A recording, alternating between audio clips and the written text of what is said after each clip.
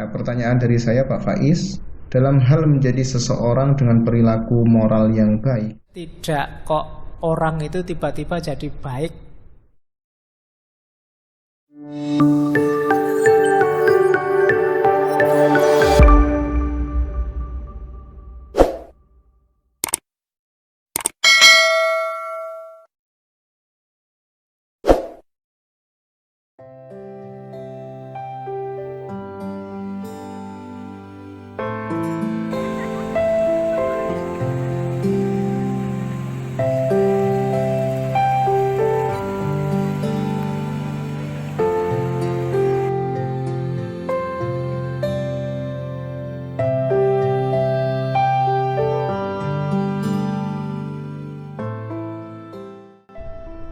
Assalamualaikum warahmatullahi wabarakatuh Pak Faiz.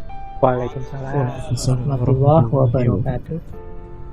Perkenalkan, saya Zara dari Kebumen. Berkaitan tentang moralitas Pak Faiz, saya memiliki pertanyaan kepada Pak Faiz. Namun sebelumnya saya sedikit bercerita. Ini hanya ilustrasi, tapi intinya sama. Jadi saya pernah punya pengalaman, yaitu berusaha mengajak teman saya agar dia itu bisa menjadi pribadi yang memiliki perilaku yang lebih baik, bisa memiliki moral yang baik. Dengan dalih, ketika seseorang memiliki perilaku moral yang baik, maka hidupnya akan jauh lebih nyaman dan terarah, sebagaimana yang pernah atau sedang saya rasakan. Nah, ketika itu nilai moral yang saya coba tanamkan ke teman saya adalah tentang ikhlas dalam berkegiatan sosial. Jadi ketika itu kami punya sebuah komunitas, yang mana komunitas itu bergerak di bidang sosial, Pak. Nah, sering saya berusaha mengingatkan dan terus mengingatkan, bahkan cenderung memaksa beliau untuk ikhlas dalam berkegiatan sosial.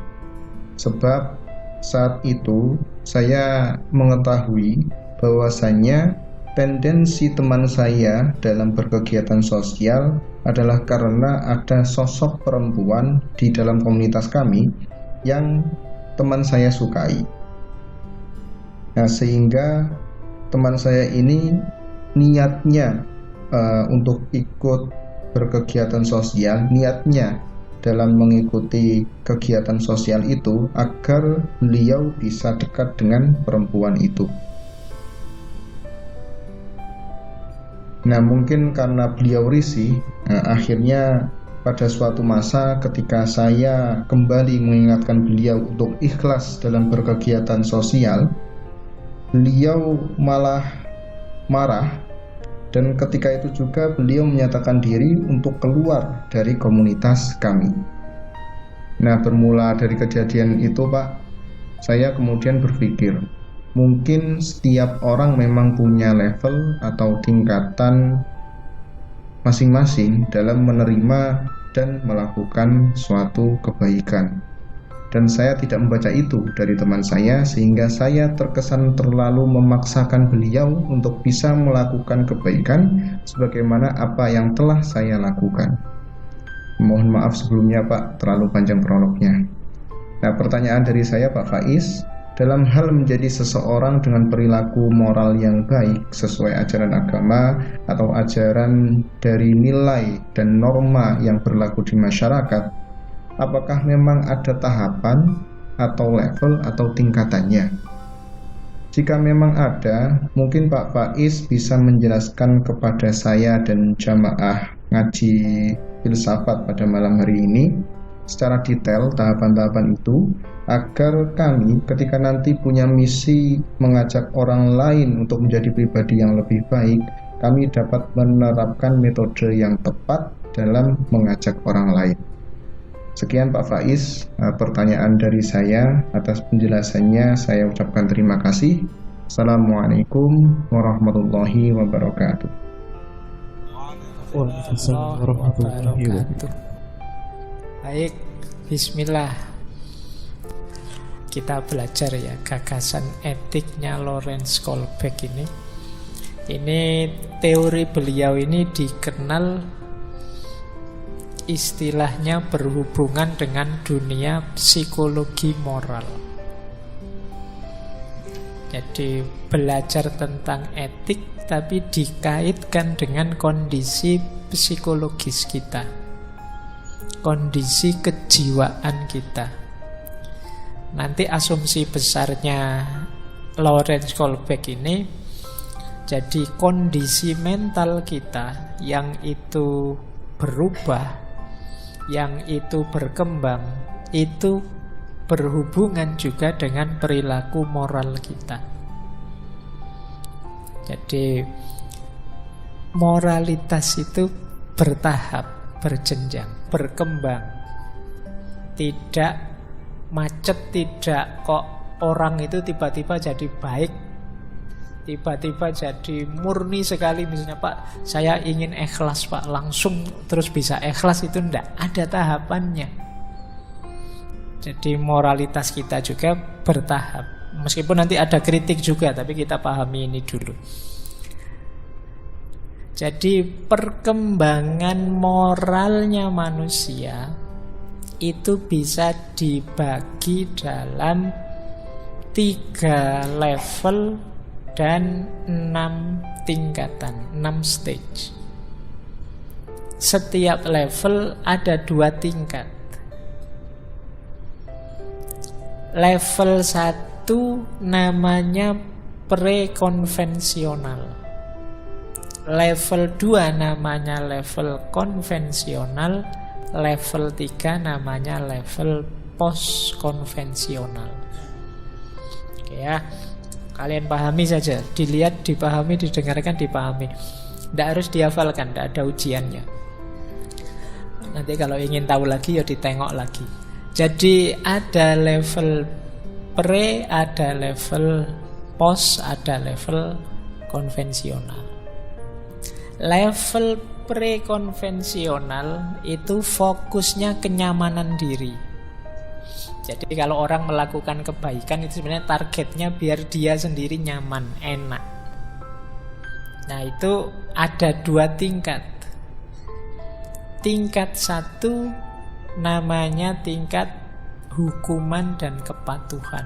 Nanti kita uraikan masing-masing tingkat. Kalau tingkat 2 itu keuntungan personal. Nah, ini aspek etik level 1, berarti yang paling bawah. Ada lagi naik 1 level etik kedua, level konvensional. Kalau tadi kan yang dilihat dirinya sendiri, kalau yang kedua ini orang lain. Dia sudah mulai kepedulian pada orang lain. Nanti ada 2 tingkat. Tingkat 3 yaitu menyesuaikan dengan keinginan kelompoknya, masyarakatnya. Dan tingkat 4 itu otoritas dan ketertiban sosial. Level 3 post konvensional. Kalau yang tadi kan fokusnya pada yang lain, yang pertama fokus pada diri sendiri. Level 3 ini fokusnya pada prinsip-prinsip moral, nilai-nilai moralnya. Jadi bukan akunya, bukan orang lain tujuannya ya kebaikan itu sendiri, prinsip-prinsip moral. Ini level 3. Nanti ada 2 tingkatan. Tingkatan kelima itu kontrak sosial dan hak setiap orang. Tingkat ke-6 prinsip-prinsip etik universal. Jadi ayo kita bahas satu-satu ya. Yang pertama, ini berarti masih dari level 1. Tahap pertama atau stage tingkat pertama itu orientasi moral yang hukuman dan kepatuhan. Jadi di tahap pertama ini, ketika seseorang melakukan kebaikan, itu motivasi utamanya adalah menghindari hukuman. Jadi saya patuh disuruh melakukan kebaikan ini biar tidak dihukum. Jadi jangan bohong loh. Kalau bohong nanti tak jewer. Nah ini level 1. Khawatir hukumannya. Ke masjid ya kalau maghrib. Kalau tidak ke masjid, yo makan malamnya batal misalnya. Nah ini kamu takut ininya. Jadi kamu jadi orang baik karena khawatir hukumannya. Terus kamu jadi patuh. Ayo ngaji yuk. Ngaji itu baik. Kalau tidak mau ngaji ya besok tidak tak barengi lagi loh kalau ke kampus. Nah, wah gawat ini kalau tidak dibarengi. Sekarang Gojek mahal misalnya. Terus kamu ikut. Bukan karena ngaji itu penting, tapi patuh disuruh karena khawatir dihukum. Ini level paling rendah. Boleh kamu konversi ke kepatuhanmu pada Tuhan. Ada kan orang yang patuh dalam beragama alasannya takut dihukum. Tidak boleh Pak, boleh. Tapi ini tahap moral level 1. Ya level 1 kan kalau ayam geprek belum terlalu pedas, masih biasa saja. Jadi ini level paling awal. Ini anak-anak sebenarnya yang di level ini. Jadi kita melakukan satu kebaikan itu ya orientasinya biar tidak dapat hukuman. Dasarnya tentu saja ketakutan. Jadi kebaikan yang didasari oleh rasa takut. Ya orang-orang di level ini itu menganggap ini mesti benar. Kenapa? Karena efeknya jelek kalau tidak dijalankan. Nah, baik. Tapi yo ini ampuh untuk orang-orang yang di level ini. Misalnya kita ingin ngajak mereka pada kebaikan, yo kita ancam saja dengan hukuman yang menakutkan mereka. Jadi kalau tidak mau belajar, tidak boleh lagi main PS. Oh itu ngeri bagi anak-anak kecil yang suka main. Jadi boleh dipakai strategi untuk orang yang kamu tahu levelnya masih ini. Jadi termasuk mahasiswa itu kadang-kadang dosen kan juga pakai strategi ini. Kalau tidak ngumpul tugas, siap-siap kamu. Nanti nilaimu jatuh loh ya. Kalau nilaimu jatuh kamu tidak lulus-lulus. Kalau kamu tidak lulus-lulus, pacarmu lulus duluan. Ngeri itu. Oke. Ya kan kalau dia pulang kampung, wah apalagi dijodohkan, wah tambah kiamat duniamu. Oke ya. Oh itu kan ngeri. Terus kamu wah rajin ini, jangan sampai telat ini lulusnya. Baik, ini level moral paling dasar. Tahap 1. Naik satu level tahap moralitas yang kedua. Kalau tadi dasarnya ketakutan, kalau ini dasarnya harapan. Kamu melakukan perbuatan moral karena mengharapkan keuntungan. Jadi yang benar menurut orang di level ini itu yang menguntungkan saya, yang memenuhi kebutuhanku. Kadang-kadang juga yang menguntungkan orang, tapi keuntungan bagi orang itu mengimbas padaku. Jadi lupa ada orang di level ini tapi melakukan perbuatan baik pada orang lain loh Pak. Iya, tapi dia melakukan perbuatan baik pada orang lain itu sambil berharap biar orang lain juga baik padaku. Nunggu balasan baiknya. Ini berarti di level 2. Sebenarnya yang dipikir keuntungan dirinya sendiri. Oh saya sekarang rajin sedekah Pak pada fakir miskin. Biar apa? Biar saya dapat balasan 700 kali lipat. Ya bodoh wae, yang nyari keuntungan kan balik ke kamu sendiri. Kamu kejar keuntungannya.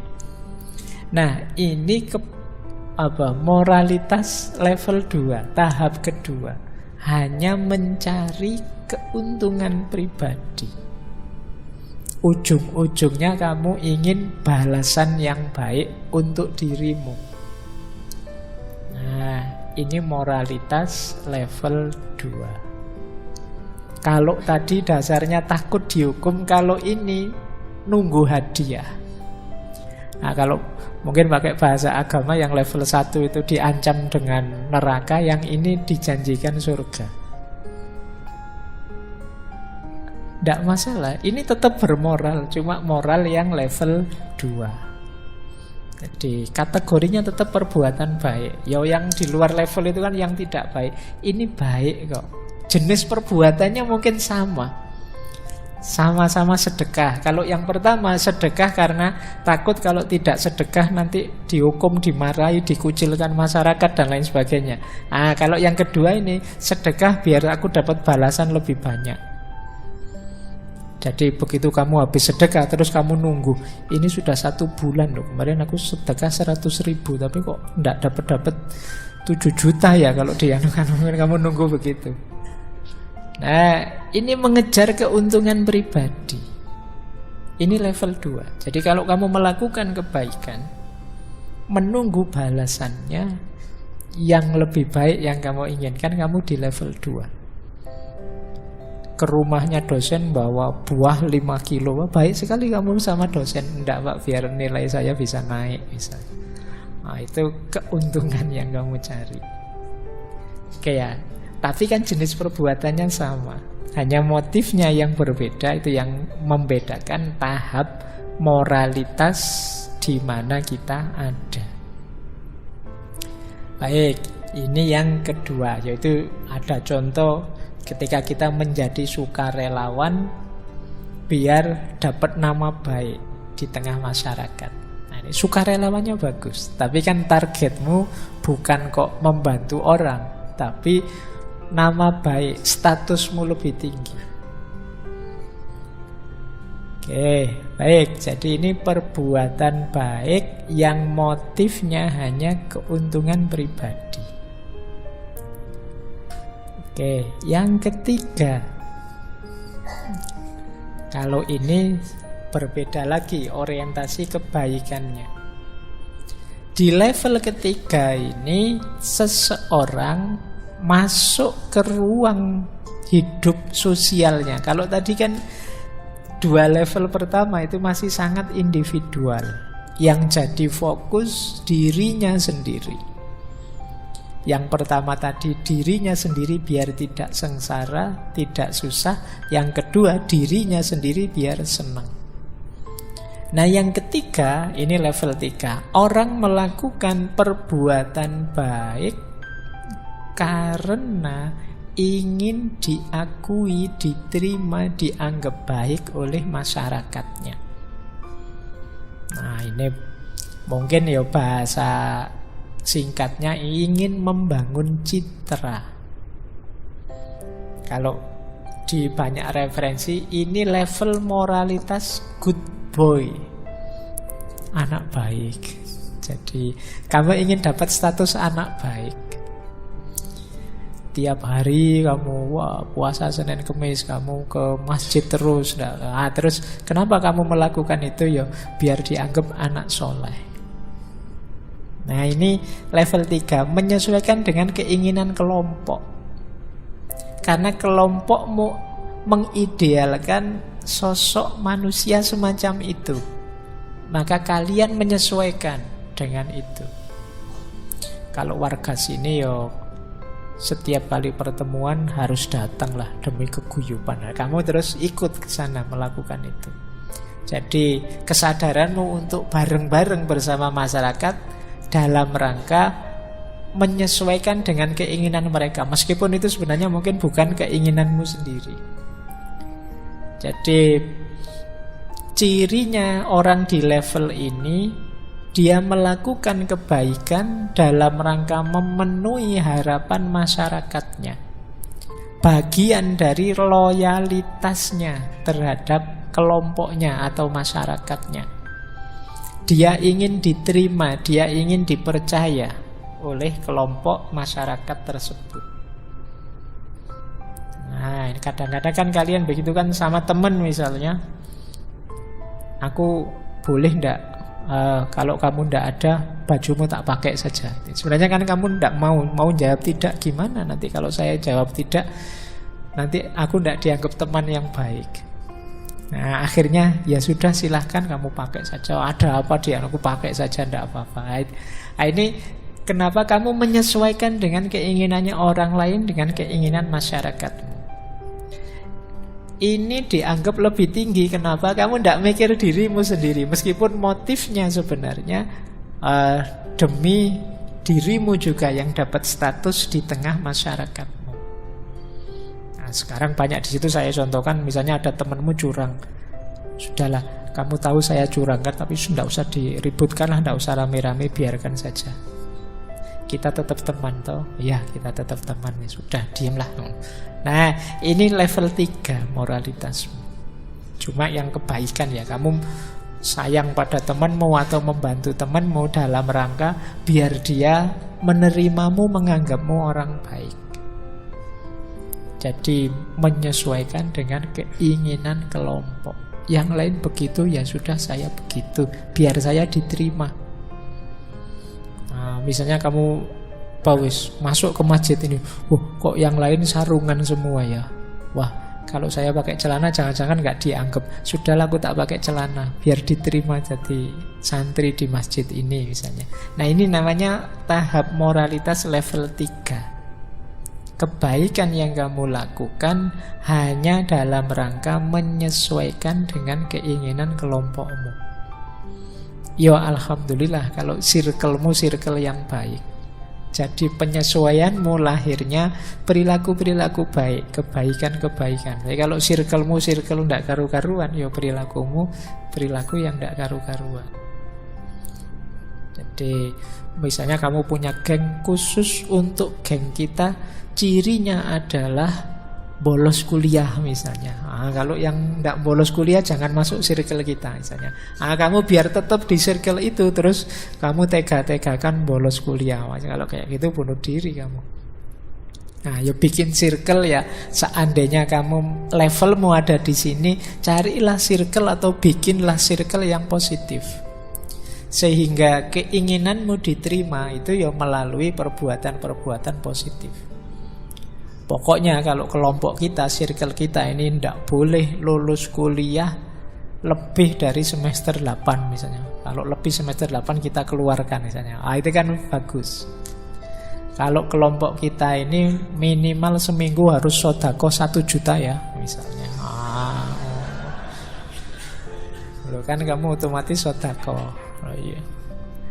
Ya enggak tahu ya sodako. Sopo ngerti ya circle-nya anak-anak konglomerat. Kalau kamu enggak mampu berarti kamu bukan circle itu. Jadi itu tahap ketiga, menyesuaikan dengan keinginan kelompok. Lanjut ya. Tahap keempat sekarang. Ini lebih tinggi. Di tahap keempat ini orang memang tidak egois lagi dirinya, sudah keluar dari dirinya. Kalau tadi mengikuti orang lain, kalau ini patuh mengikuti aturan yang sudah disepakati bersama. Misalnya hukum, adat, konvensi sosial. Nah ini perbuatan baik itu ya menjalankan hukum atau aturan yang sudah disepakati, mendukung aturan yang ada. Kenapa kok kamu tidak mencuri barangnya temanmu? Di sini ada aturannya Pak, tidak boleh mencuri barangnya teman. Nah ini kamu ada di level 4. Jadi di level ini kamu butuh aturan untuk melakukan perbuatan baik. Kalau aturan-aturannya cocok ya alhamdulillah kamu jadi orang baik. Baik dan buruk itu definisimu adalah sesuai aturan. Di zaman saya kuliah itu di kos-kosan sebelah saya ada aturan apel paling malam sampai jam 10. Saya tidak tahu sekarang sudah lebih apa malah kurang. Jadi itu kan aturan. Nah, kamu patuh pada aturan itu kan kamu disebut anak baik di tengah masyarakatmu. Dasarnya apa? Kamu mematuhi aturan. Ya meskipun mungkin bagi orang tertentu sampai jam 10 itu terlalu malam, Pak. Wong saya apelnya itu habis asar kok misalnya. Atau bagi yang lain masih terlalu sore, Pak. Oh, sampai jam 10 saya belum sholat isya, nanti tadarusan, yasinan, tahlilan. Oh, bisa sampai setengah 10 itu tidak sempat apel misalnya. Nah, tapi aturan ya aturan. Begitu kamu patuh, kamu disebut orang baik. Jadi kalau apel lihat jam, wah jam 10 lebih 1 menit melanggar aturan, kamu sudah. Jadi harus pas maksimal jam 10. Nah ini cara berpikir hukum dan tertib sosial. Aturan itu kan dibikin untuk tertib sosial. Jadi bayangkan kalau kamu apelnya pulangnya sampai jam 1 apa jam 2. Itu kan namanya bukan apel tapi nginep. Ya, oke ya, baik. Kadang-kadang ada apel tapi tidak kelihatan karena sandalnya dibawa masuk sekalian terus kamarnya ditutup. Ya, kamu pengalaman mesti ya yang gitu-gitu. Bapak kosmu tidak tahu kalau ada orang di dalam, mau sandalnya kamu bawa ke dalam kamar. Oke, ini tidak ngajari lo ya. Biar tidak ketahuan kalau ada orangnya. Baik ya, ini standar keempat. Kalau kalian masih perlu aneka ragam aturan untuk jadi orang baik, ya levelmu level 4. Jadi baik itu didefinisikan sebagai kepatuhan terhadap aturan. Oke, kita lanjutkan lagi. Nah, ini lebih tinggi dari yang keempat.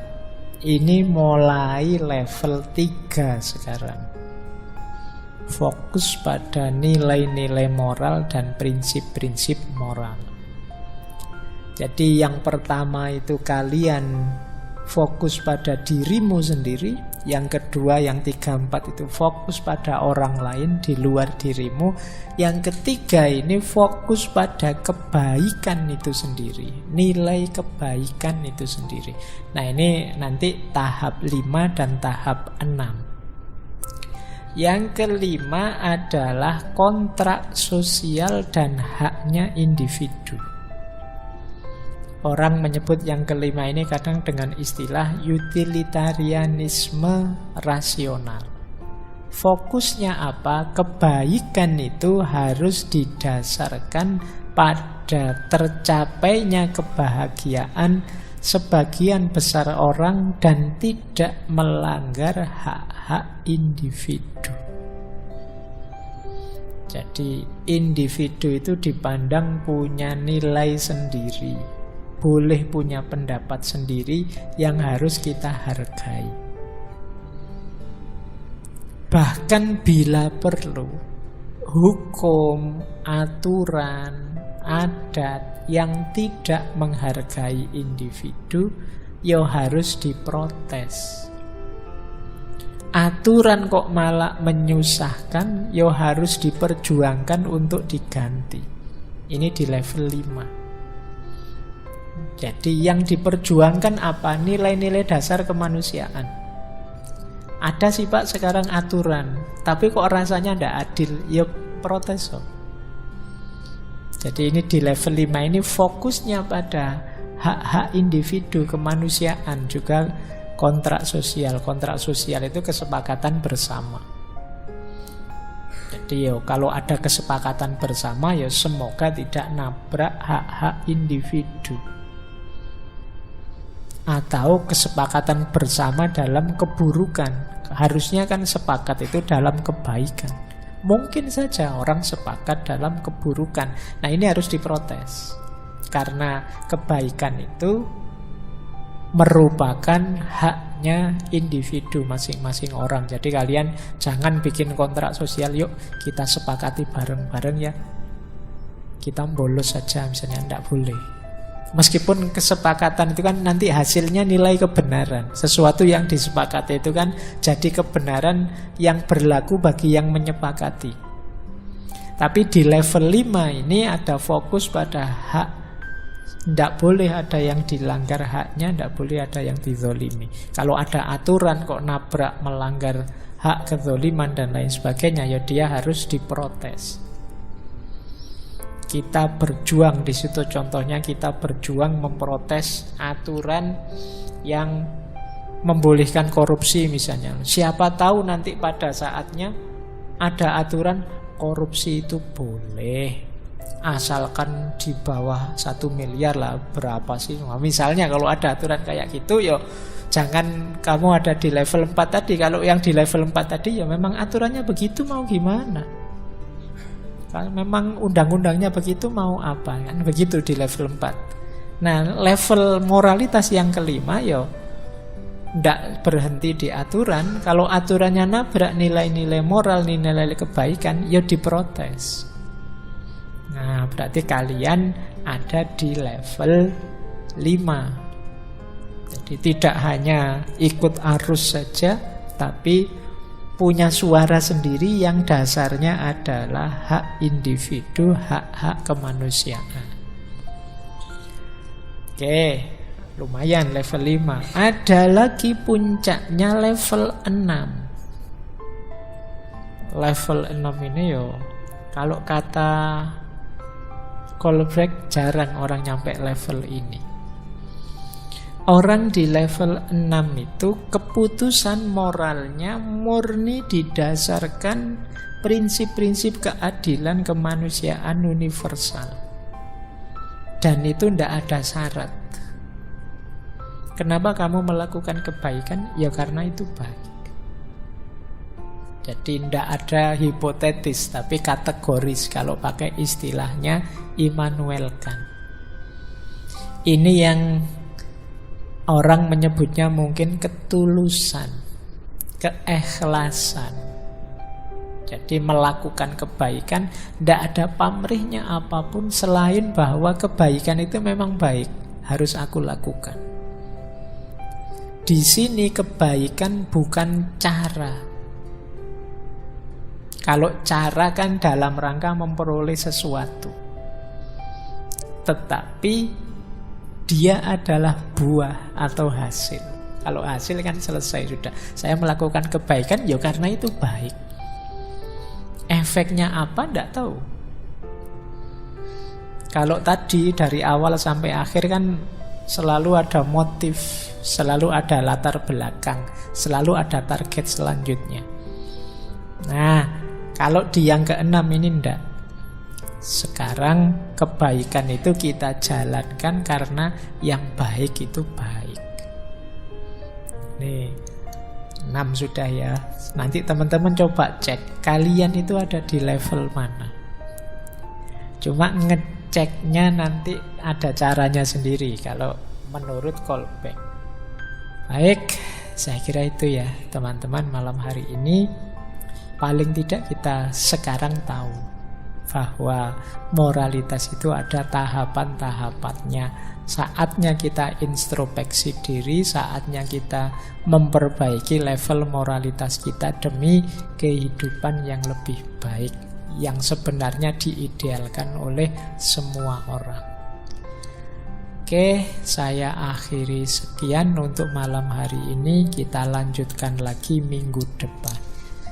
Kurang lebihnya mohon maaf. Wallahul muwaffiq, wallahu a'lamu bissawab. Wassalamualaikum warahmatullahi wabarakatuh. Waalaikumsalam warahmatullahi wabarakatuh.